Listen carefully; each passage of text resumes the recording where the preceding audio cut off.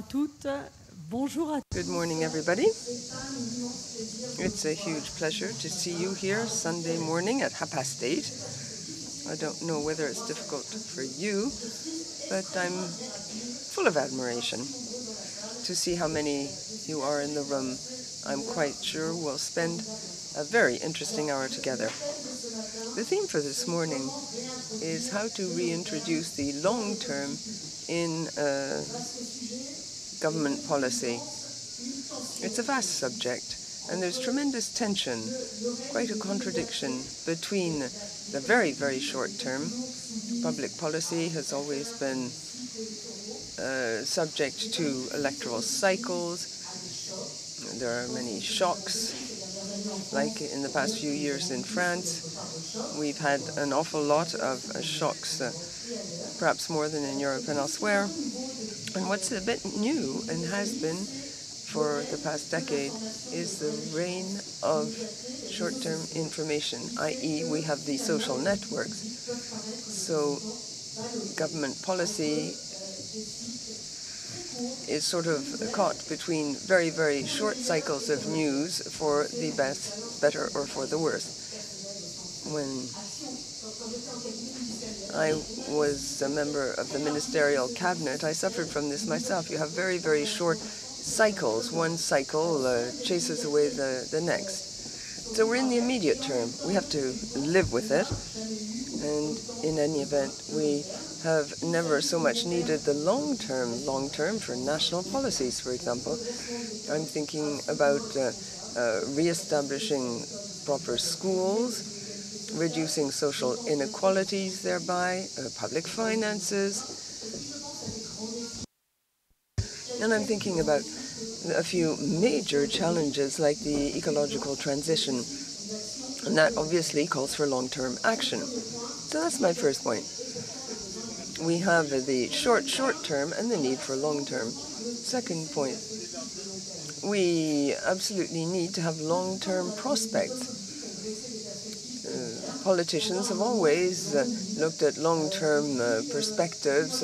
It was the year 2000 in the past. I grew up in European affairs and with the idea that Europe would be the most competitive economy by 2020. So it's quite easy to look at the future, to have these great prospects, and that's very useful. But what we need today is action. Action which makes it possible to bring about transition in a robust manner. And these transitions are sometimes rather difficult because they entail a cost. You have to give up certain things. However, if we don't take this action, this short-term action, which will enable us to attain our long-term goals, well then, we will end up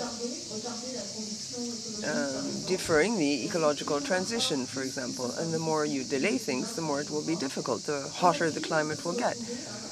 And if the worst comes to the worst, we'll end up in an irreversible situation. This is perhaps what is already happening in terms of biodiversity. If we fail to act, that entails risks. Action might be even more difficult in the future or might become totally impossible. So we need this short-term action, even if it's difficult, in order to succeed in tracing out these long-term prospects. And also this action cannot be taken all of a sudden. If the politicians don't manage to engage the population in this action, even if it's difficult, then this action may be undone by the next government. It won't be a lasting action, and we'll find ourselves in a situation where social tension, which exists, look at the rioting that we experienced in the last week, social tension may be heightened. So we need not just the long term, but also difficult short-term action in order to sketch out these prospects for the future and move forward on the pathway. And to do this, we have to gain the confidence of our citizens, engage them. So that's the topic for this morning. How can we define? The idea is not how to define a rosy future, but how to make the future possible. Thank you, Claire. Thank you for being here. We're very fortunate because in our panel we have a number of speakers with great experience of public life. They also have experience in the private sector. Companies are being impacted by political decisions. I'll rapidly introduce them. Mr. Donwai, who's president of COP15. He comes from Côte d'Ivoire. He'll talk about projects and the tension between short and long term. Augustin de Romanet, CEO of Paris Airports, who has great experience in public policy. He worked for the Caisse de dépôt and also worked at a very high level in various cabinets. Stéphane Vallès, who runs the Française des Jeunes, has great experience in the cabinet of Michel Sapin. Jacques Attali, who's a writer, a thinker, and he was an advisor to François Mitterrand, and I'm sure you have a great deal to say. And finally, we'll be recompensed for coming here this morning because we have a speaker who wasn't initially planned. We're fortunate to have a minister in charge of transport, Clément Beaune. Thank you very much for being with us today. And I imagine that you have to contend with these issues on a daily level. I'll give a short introduction. Mr. Doyen is going to talk about a project he needs to manage, which is the Great Green Wall, to combat desertification. And here this illustrates the tension between short and long term. Mr. Donway. Thank you. I'd like very quickly. You said I'm president of COP15.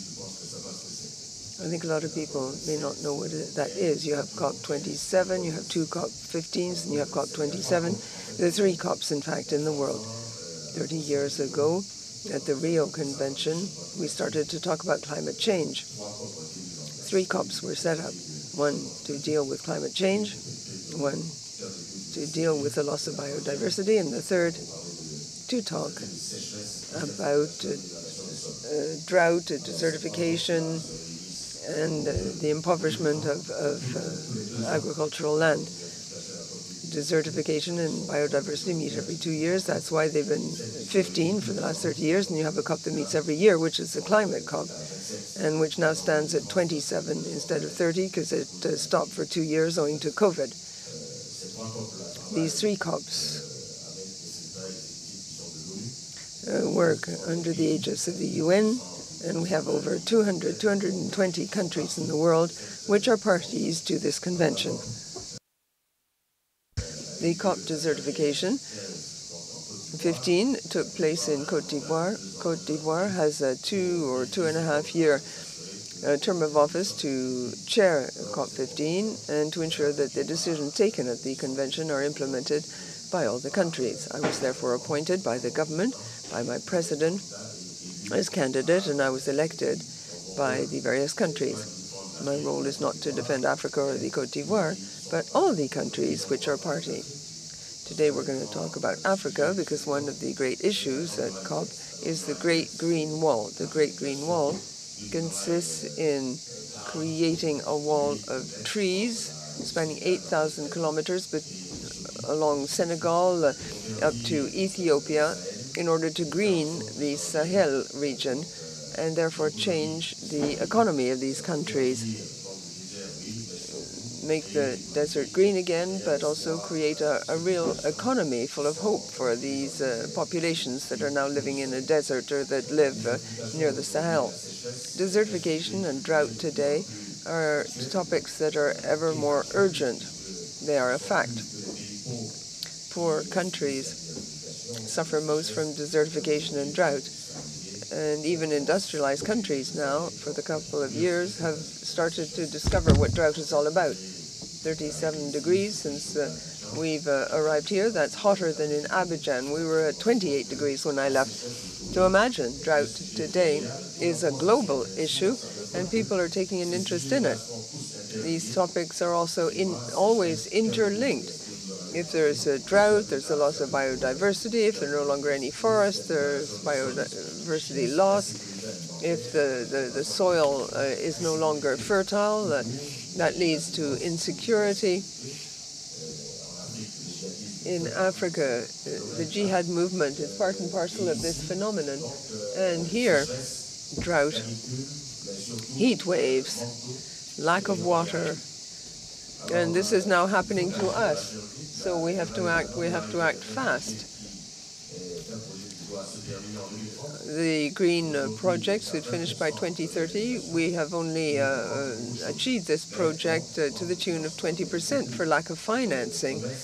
There were a lot of promises that were made by the industrialized countries in order to finance the Great Green Wall. But what we find today, after 10 years since the inception of the project, only 20% of it has been achieved in the field, on the spot, that is, planting trees, and we've only received 20% of the financing. Why do we have a problem with financing? It's public financing. It's hard to put up the funds. Some institutions spend 2 or 3 years before even starting to get financing for a project, and then by the time the financing is obtained, the project has become obsolete. So you have a problem of financing because there's a problem of preparedness at country level.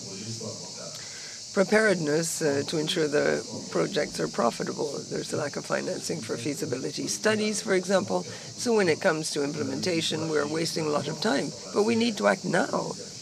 In terms of desertification and reforestation, if we don't act now, we will waste 40 years, because if you plant a tree, it's only in 40 years' time that the tree will be effective. And there's a very, very serious risk, therefore. I've always been surprised to see how in all our countries people react quickly, financially speaking, when they are attacked, when there's a problem of security, as we saw recently with Ukraine and Russia. We're capable rapidly, in a couple of days or weeks, to release vast sums of money. But when you talk about climate or the risk of drought, when you talk about soil degradation, people don't realize it's a problem of security as well, a security which is even more serious and will become even more serious than war. So we have to act now, release the funds, and change our way of doing things. We need to react now, in other words. Thank you.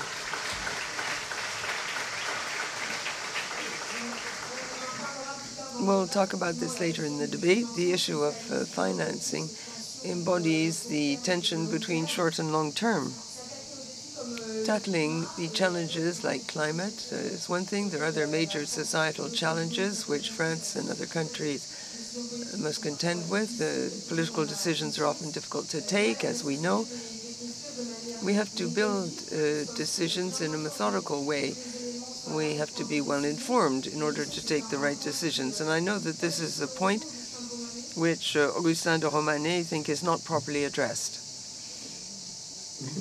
Yes, thank you very much. Good morning, everybody. The subject is reintroducing the long term, which seems to indicate that the long term has disappeared. People are nostalgic of Colbert's forestry policies. Colbert built forests in order to build ships. There's a nostalgia in terms of General de Gaulle's nuclear project as well. To reintroduce the long term in public decisions, I'll just limit myself to one thing that was mentioned by Claire. Namely, we need to share the same findings. In our country, we find it difficult to face the truth, and we don't seem to share and agree on the facts. That leads to disorderly action. I experienced this when the National Assembly was dissolved. At the time, I was in charge of the budget, and I saw that France didn't have a pluriannual budget projection. When we had to prepare for the euro, and I asked the budget to give us a pluriannual budget, I was told, no, we can't do that because the figures may change and that will worry the minister. So there were no budgetary projections as a result. I'd like to give you 4 examples, because I have 4 minutes. I'll give you 2 examples of a successful experience and 2 examples of experiences or experiments that failed. Now, in terms of failures, there's a recent example. Look at the pension reform. The Retirement Council wasn't able to explain things properly, providing stable facts that wouldn't change every 6 months without being contradicted by this or that person. And the Council couldn't look at pensions as a whole in France. This created such a disorder that, in terms of the findings, that things were applied in a disorderly way. Look at public finances. For years and years, France has failed to honor its engagements, its commitments in terms of public finance. Under Jean Arthuis, we proposed to set up an institution that would be totally independent to check the quality of the projections for our public finances. We proposed to calculate the differences. It's one thing to have a project, but then you have to respect them. I won't develop that, but all these proposals were just thrown out before the projection by the RTE in October 2021 on the future of energy in France. There was no clear vision of the challenges in terms of developing renewable energies, and also there was no qualification of the fact that we couldn't do without nuclear power. And all observers noted that the existence of this outstanding work done by RTE, which wasn't widely publicized. Everyone explained that this was commissioned, but this led to a much calmer action when it came to renewables. Then we have Article 301 of the Climate and Energy Act that forces the air sector to have projections for CO2 emissions by 2030. So we have the IPCC findings, and we have agreed on the fact that by 2050 we have a certain number of efforts to make.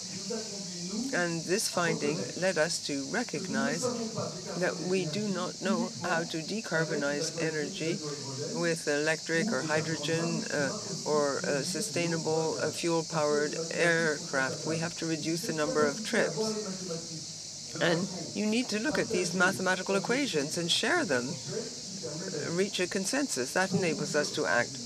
To conclude, because I've already been too lengthy in my statement, there is reason to hope. When it comes to the climate, or when it comes to energy, or when it comes to investment in the future in France today, we have a long-term approach. Look at France 2030. France 2030 is a program which has identified 10 sectors of the future for the French economy. And currently, when you look at the number of startups emerging in France, beginning with aviation, I won't talk about the future hydrogen-fueled jet. These projects are financed by France 2030, which illustrates the fact that when you share the analysis of the existing situation, which calls for a lot of consultation, then you can really do wonderful things.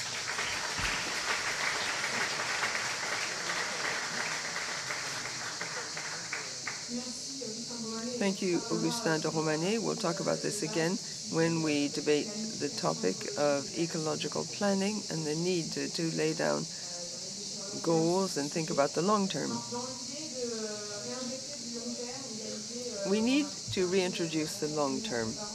When we prepared this debate, we mentioned the fact we need to be responsible vis-à-vis future generations. Current policy must provide for an acceptable quality of living for our children, grandchildren, and future generations.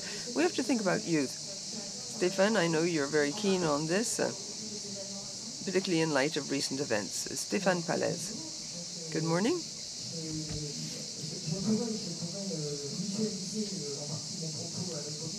I share the views of Augustin. We pretty much agree with the diagnosis of the situation.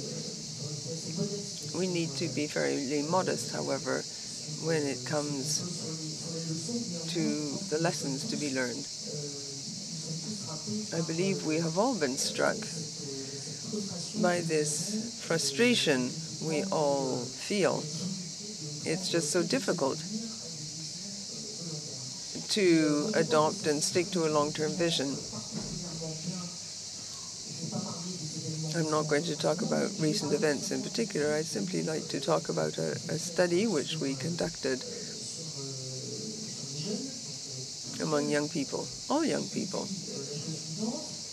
The following finding was drafted. 76% think the French society is unfair, 61% feel that everything hinges on your social origins, but 76% trust the future. I think these are quite shocking figures for us all.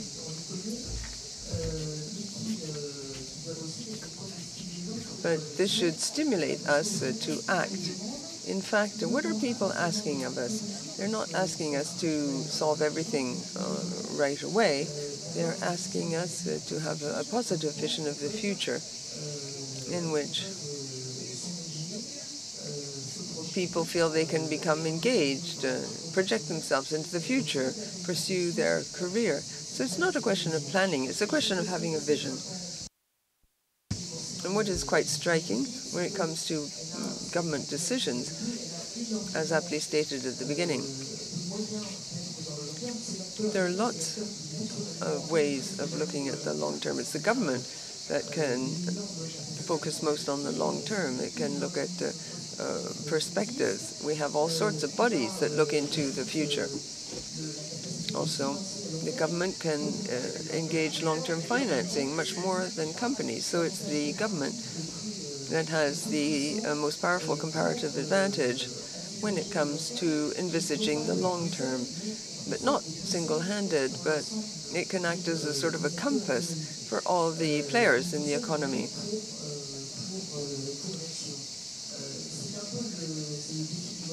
That is the democratic challenge mentioned by some speakers yesterday.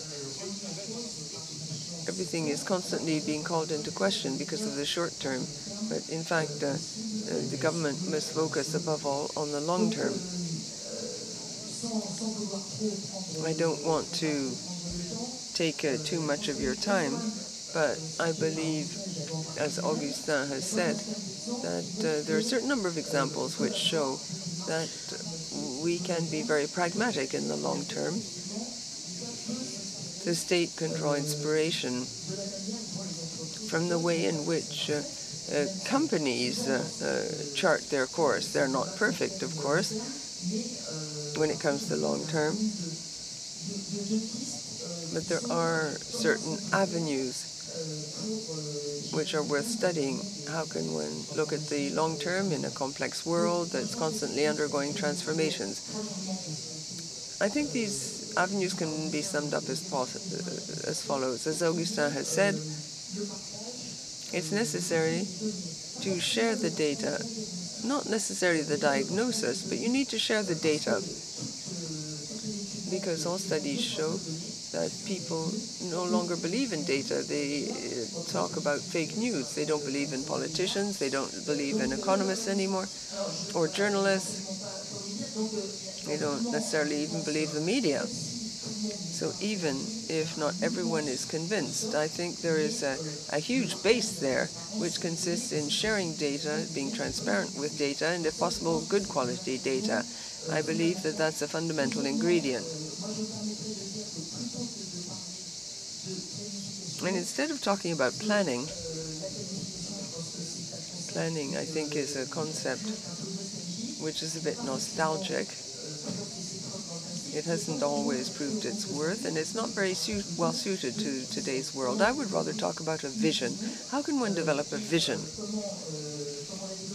How can one develop a vision? How can one measure it as time goes by? You need to conduct an evaluation in the intermediate term and adjust this vision, but it shouldn't be called into question all the time. So I'd like to refer to vision above all. I believe we need to agree to say that we don't know everything.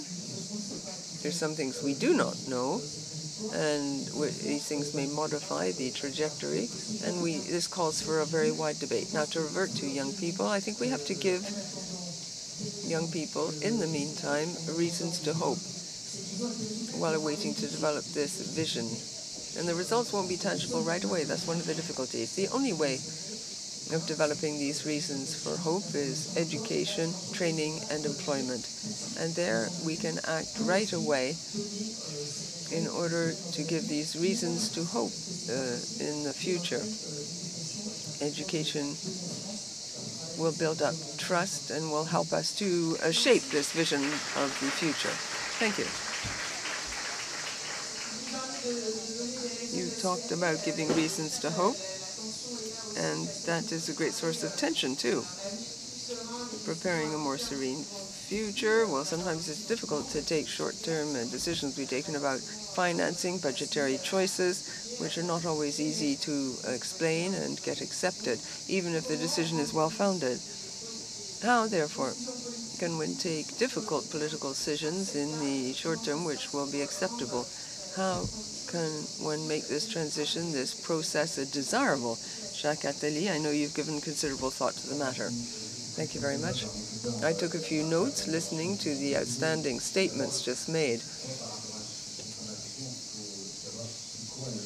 What is the long term? Is it 5 years, 10 years? What is it, 100 years or 1,000 years?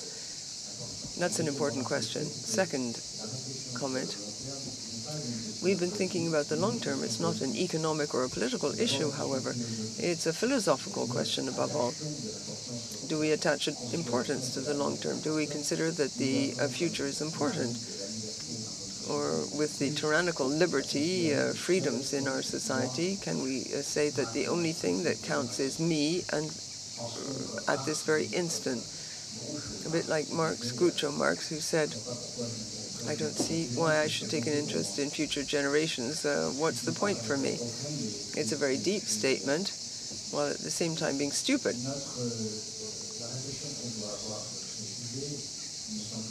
I think that we should think above all, we should be aware of the fact that it's in our interest to take care of future generations. We need, rationally speaking, to be altruistic. And that's not an easy finding. We are threatened to disappear. Humanity is under a threat. Out of ignorance, out of war, the artificialization of the territory, not in 2 centuries or 1,000 years, but much sooner. Therefore, we need to take account of the long term. A lot of species will disappear.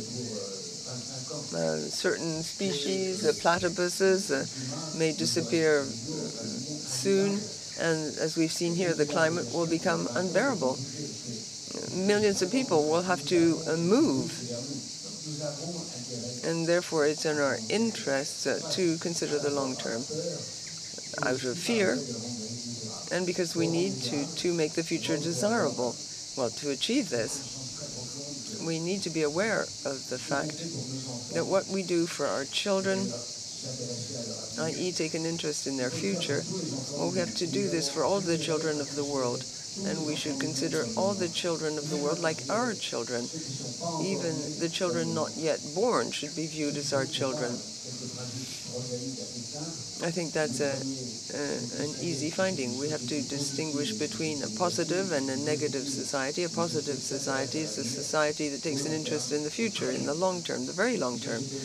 A negative society is the society in which we live.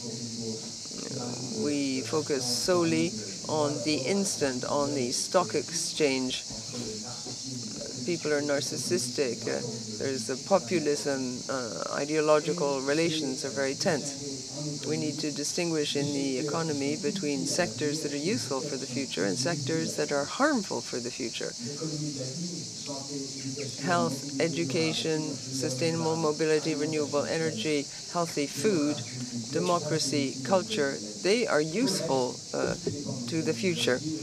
Everything else that hinges on oil, disastrous farming, artificial sugars, That is the economy of death. The economy of death, that's 60% of the world's economy, over 60% of the consumption of each and every one of us. And if we want to act, we have to shift consumption and focus more on life. It's desirable to take care of health, renewable energy, education, agriculture. There's nothing disastrous in that. It's like what was said. We have to have sustainable transport. We have to avoid this deathly society. And I think we can apply all this concretely in our societies. Things are possible. All we need to do is to slightly modify our constitutions, both in France and elsewhere, to say that any decision that runs against the interests of future generations is unconstitutional. It's not easy to prove, of course, but at least we will have tried. And each decision taken by a minister, a government, or a company will have to justify how it affects future generations, like parents who have to justify what they do and show that it's useful for their children. That, in my view, will make our societies more desirable. And I'd like to add two further comments. First, if in our societies we suffer from the tyranny of the short term and we want to impose the long term, then we have to quickly take decisions which impose the long term. So the long term becomes absolutely necessary, and we can't backtrack on that. And obviously, we also need to be very enthusiastic and as free as possible. We need to think about what Rimbaud said. A poet is a soothsayer who can think about what isn't working well in the world. Well, it's a bit hard. I don't know whether you're along the lines of renewing hope, but we will continue. So, Clément Beaune, I don't know if you can manage this reality. Recently, we have been having a number of crises. Recently, we were talking about the stroboscopic impact of what's happening. How can you think of the long term in such an environment and such a context? Well, thank you very much. To get back to some principles that have been mentioned already, the discussion between short-term, long-term, preparing for the coming centuries is a long-standing discussion. Obviously, what is urgent today is the climate issue. And even though we talk about emergency, we have to have projections over the long term. But this is not a new discussion. The political philosophy, the memoirs of important decision makers over the centuries have shown that. And it's all the more important, all the more topical in a democracy such as ours, because our democracy, it means constant pressure for acting right away, because there's a freedom of choice, which is part of our political regime. But it also means that we have to do this, ties up our hands for the future. And I would like to, in fact, picking up on what my neighbor just said, we should not idealize long-term and consider that it's 100% the right decision. Someone said democracy has a part of void. We always have to make a choice. And if we say that for the next 2 centuries we have set in stone and all our political choices, obviously I'm exaggerating, there would be no more political choice, because it means that every 4, 5, 6, 7 years we can't challenge our choices. And the idea of a democracy is being able to challenge regularly our collective choices. And I know that in France we are very much interested in the long-term visions. Augustin de Romanet was talking about the long-term plans like the France 2030, or if I think of the TGV plan or the railway plan. We seem to love these long-term visions, and we tend to judge our politicians based on their ability to propose this vision. But we are also in one of the democracies of the Western world where the daily action is probably the most violent and leading the other way. So the tools we have to reconcile both sides are not new. We have a constitution that gives us some stability for daily life. There is the European project presented by Claire Vaison, and we've worked a lot together. And since the beginning, the creation of Europe was aimed at creating slow processes. We decided that we would have complex, collective, and longer-term deliberations. And that's the whole point of Europe.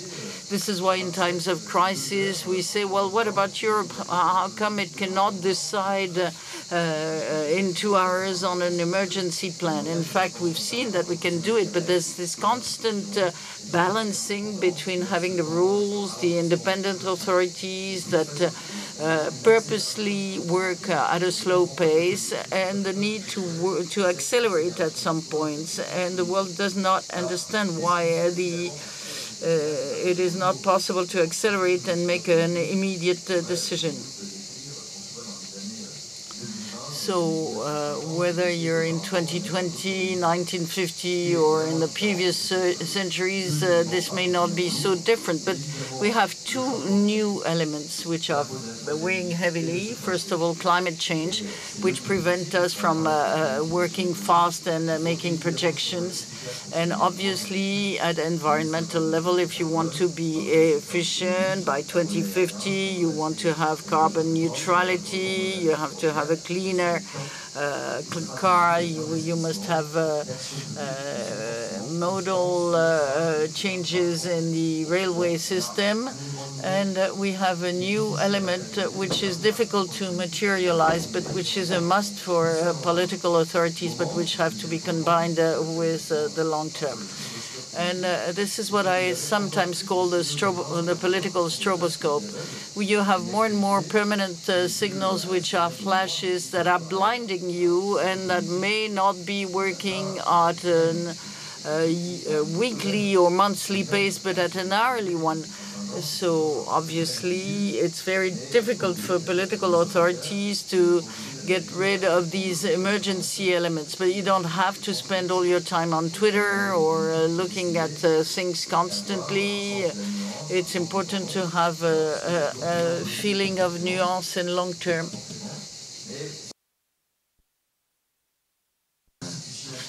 There are no institutions replacing these personal and collective ethics. You have to get rid of that. And as I say, we could take the example of climate or apply it to other areas. You also have to find some tricks to combine long-term and short-term. I'm not saying it's something new, but it's even more true nowadays. If you take the environmental issue, what are the most powerful decisions we made over the environmental issues recently in terms for we forbid we said that by 2035 some cars could not be sold anymore, these thermal engines. So I'm not saying it's the right choice or the wrong choice, but we've made a choice for all our countries which has a high economic impact in the end. Is that very visible for our citizens? People know it, they're worried about it, but I'm not sure they consider it as a major ecological measure. In fact, the private jets that Augustin have mentioned, the movements of our soccer players, all this and our daily moves, all that means decisions being made every. And if you do not make a decision, and if you do not give an orientation that will be represented by a longer-term decision later on, you will not manage it. And if I may take a very trivial example, when you say you have to invest in railway for environmental issues, okay, but when you have a new railway line, when you buy trains or you renovate the network, it takes about 10, 15 years. If you want to tell that to people who haven't got regular trains, and if you want to tell them it's going to happen, it's going to end up with a few issues. There's a railway line I like very much, which is that between Paris and Clermont-Ferrand, which is underinvested.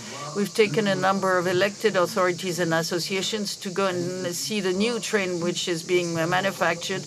It may sound ridiculous, but it's extremely important to illustrate change in directions.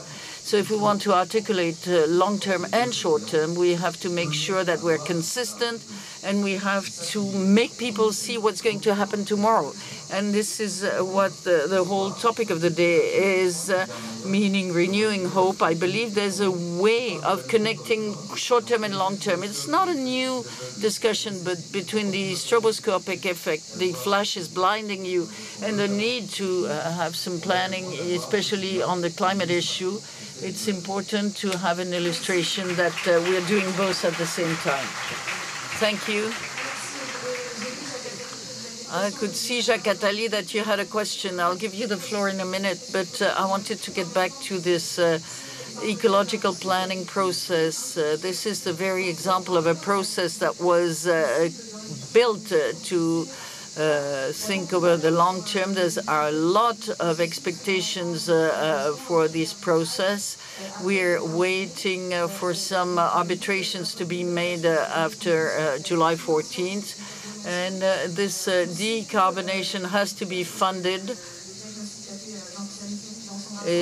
Jean Pisani-Ferry, in his report, said that we would need an additional 34 billion additional euros of public funds by 2030. The government added said that they would add 7 billion in 2024. So there's money missing somewhere. Well, I'm not going to tell you about the budget, but I would like to even worsen the diagnosis, because Jean Pisani-Ferry even mentions higher amounts than the 34 billion you just mentioned. I believe that the minister mentioned 5 additional billion for next year, saying that we were going to inject an additional 7 billion per year in ecological transition. I'm not going to make a list, the Green Fund, the environmental part of transportation, etc. So this comes in addition to what is being done locally in the various areas, or in what other companies do public companies like the SNCF, the French Railway, or the Aéroport de Paris, which is partly public. So after July 14th, we'll be able to present the ecological or environmental approach. I can tell you that we've worked on it on a sector-by-sector basis, transportation, agriculture. We're going to announce a number of actions. But as you can see, even though we have a holistic approach, we'll have to materialize and implement in practice a number of changes. And if you don't explain to people that what you're doing is serious, if you don't explain what's going to happen, that you're really investing in the railway, in housing, etc., if they don't see it now, they don't believe it will happen tomorrow. And this is nothing new, but even more in our present society. Jacques Attali, you wanted to react to what your neighbor said. Well, as he talked about me saying my neighbor, he contradicted me, and I disagree with him. First of all, he has lots of illusions about the role of politicians. They have less and less power. There's the market, centralization, independent authorities, and we have two highly respectable ones that are represented here by their bosses in this room. But the politics have less and less power. In fact, I must say, dear neighbor, dear friend, that I was shocked when you said that part is free to do what they want and that they must preserve their freedom. I would say no, because there's a constitution, there are principles, there are values. We have to keep voting rights for the future generations, and we're responsible for thinking about them, which is why I said that we have to, by way in my preliminary remarks, that we have to give voting rights to future generations. We have to explain that you shouldn't choose anything anytime, but you have to decide on the speed at which you're going to do things, which is why I think that the report of our friend Pisani-Ferry is absurd. We don't need an additional 35 billion euros of investment. We need to shift money from a death economy to a life economy. And we have to say that everything we do to support fossil fuels, fossil transport, unhealthy agriculture, all that represents 50% of the GDP and which represent the death economy, we should stop subsidizing that, and if we shift that, we have enough money to... second mistake. Well, let's let the minister answer. Okay, let me finish and he can answer that. Let me hear about the second mistake. The second mistake would be to think that climate is the only problem, the only issue, even if we had a lot of money to put into climate, but we don't do anything about education, health, or other, the planet will be lost. So we have to think of all the sectors together, not only ecology in per se. Well, 1 second. It may be my consensual nature, or because I believe that we're more in agreement than I may have said, may have given you to think. I didn't say we didn't have to have any rules, institution, or higher standard that should integrate the long term. All the reverse, in fact. You were saying there's not enough power for politicians, or no, I'm saying that politicians have to accept that they have less and less. Yes, because there are a number of rules, for example, with independent administrative authorities. I don't know if we can think that I saw that the governor of Banque de France is here. He has reduced part of the political authority. I'm not unfavorable to that, but it's not new. And secondly, there's a balance. No one would suggest for the law to do everything and to get rid of constitution. It's a balance between principles, values, long-term strategies, where we voluntarily or willfully tie up our hands, and an approach of value. This is absolutely basic. I believe that it's difficult when you have challenges, and climate is not the only one. Challenges that mean that you have to review the balance.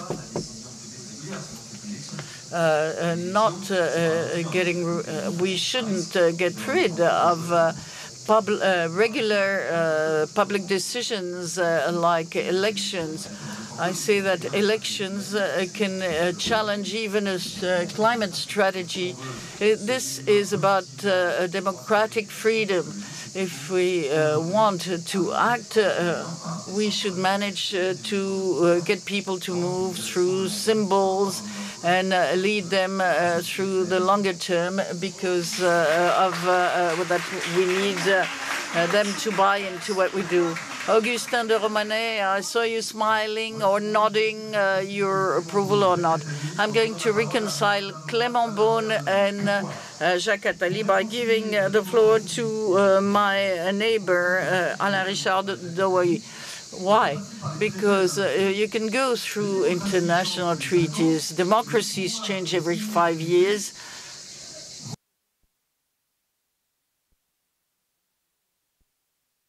For a regime to challenge an international treaty, it must go beyond the mandate given by the citizens. And let me give the floor to Alain Richard Devoyer to reconcile the two viewpoints. I'm not sure I can reconcile. In fact, I don't think both have opposite views. No, we're just debating to animate the discussion. I'm not going to enter into a French discussion. I come from Côte d'Ivoire. I believe we must all have objectives and goals, and these objectives define our present action and our politics.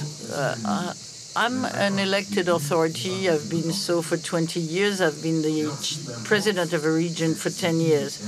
What is important to me is what is good for my community, for the community in general. We need more involvement of the populations, and this is what will get things to change. I agree to say that political authorities have less and less power, but their power comes from the people, and the people is the one that must sanction. But if the people are not informed, the populations are not made aware of what is good for them for tomorrow, then they're not going to exert pressure on the political decision makers. And we, political decision makers, should not make decisions in our air-conditioned offices in Côte d'Ivoire and not do what is good for our populations, which is why I agree to say that the idea is not to spend more, but to know how to allocate the investments and spend the money where it should be spent. We need to have the means, and we need to involve the private sector more and more. Do not just count on public policies or public fundings. The private sector must be much more involved. Our youth should be more involved. Women, we've also talked about it earlier. But I would say youth in general. Youth must be more involved, not only in private action, but also in political discussions. Thank you. Let me keep 2 minutes for questions from the audience, unless Stéphane Palais, you want to add something? Yes. I wanted to say something about what was said about the reconciling the long and short term.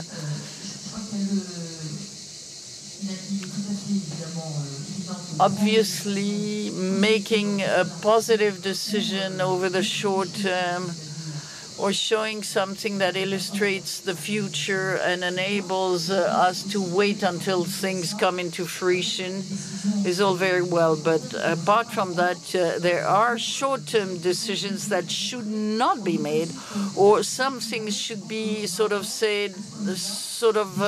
cleaned up to make sure that we're being consistent. For example, we were talking about biodiversity, pesticides. It's difficult to say we have a clear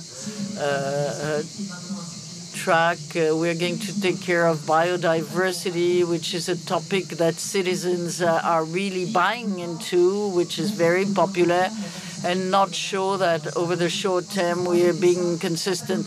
So this should be added to the list of means to reconcile the short and long term. I'm not going to open the discussion on the banning of pesticides, but we have some questions.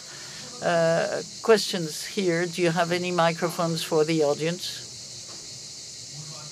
Hello, everyone, and thank you for being here so early. And I would like to thank the organizers for organizing this session, because the economic issue is mainly political. Mr. Beaune, without discrimination, we know, Minister, that your heart is on the left, or at least since 2012. In view of your experience, don't you think that this session should be called Introducing Long-Term in Political Decision without going back to Aristotle or others? To me, the answer is obvious. It seems that the political time is only short-term. And what is your question, sir? I think the title of this session, don't you think it should be introducing and not reintroducing? Clément Beaune, don't you do any long-term, don't you make any long-term decisions today? Well, if what you mean is that we're not taking into account the long-term in political and private strategies, it's not true. We have all tools. We could mention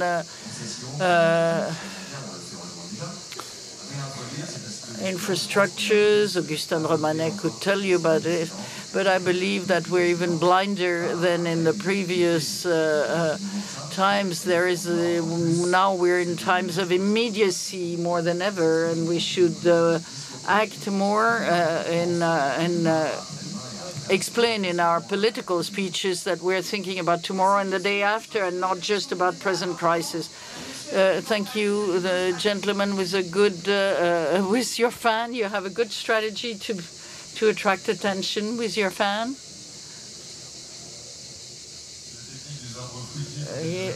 It's the technique of fruit trees. You have to put in color to attract birds. Mr. de Romanet, you said that technically it wasn't possible to support the growth of global traffic. I would like to hear the various speakers to explain how we can bring this sobriety into our present times in practice. A question to Mr. de Romanet, but I believe that it's a question for... I believe that Augustin de Romanet did say that you need a number of actions to limit traffic and restrict traffic. I do agree, and this is the very articulation between the short, medium, and long term. In one word, I believe that we can have an aviation industry or aviation sector that is very little carbonated, not to say decarbonated, but everybody says, all the specialists, airport specialists, say that we won't have low carbon and no carbon planes before 10, 20, or 20 years. You have a number of... I don't think you could decide on the number of flights you can take over your life, but closing up a number of airway lines, as we've already done, rethinking a number of activities is not a sanction, as we're saying sometimes, but it's a requirement to encourage people to behave differently, and it's also a way of showing that there are solutions that are different over the short term and the long term, and that technically we have to show our action. Thank you very much for your presence, and I would like to thank all the speakers for this very animated discussion.